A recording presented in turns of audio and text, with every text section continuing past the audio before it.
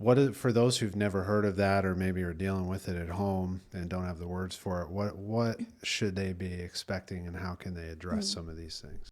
Yeah, so oppositional defiant disorder, I really believe stems from kids externally processing unmet needs or trauma or experiences, because it can go two ways, right? You can have the kids who they take it internally and they get really quiet and they disconnect and withdraw from the people around them. But there are the other kids who make it external.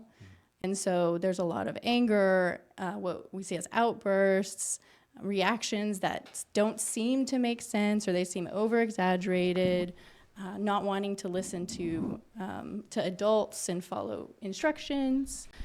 Those are all kinds of things that we see with oppositional defiant disorder.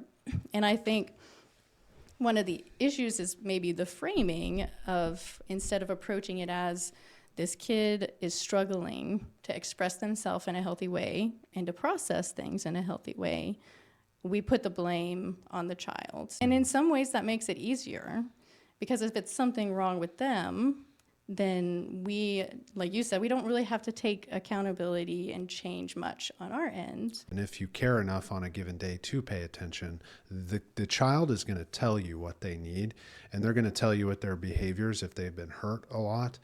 Like, no matter what the case is, kids when they're in that space, and I'm sure you would agree with this, is like, in the beginning, it's a test to see if you're going to stick around. And I would just caution and encourage as well adults that, like, what a profound question that a child is asking you with their behaviors, because of how many other adults have said, yeah, I'm out, which is tragic. And it becomes, when it's repeated enough, it becomes a message to themselves. Like, I am bad. Something's wrong with me. I'm unlovable. And then that pattern just repeats itself. But it really does take consistency and patience and boundaries on the side of the adults to help provide a supportive space for kids to move out of that and move towards healthier ways of expressing themselves. And that's what builds trust. Yeah. Is providing that space. And never underestimate how small the actions need to be for there to be like a real impact.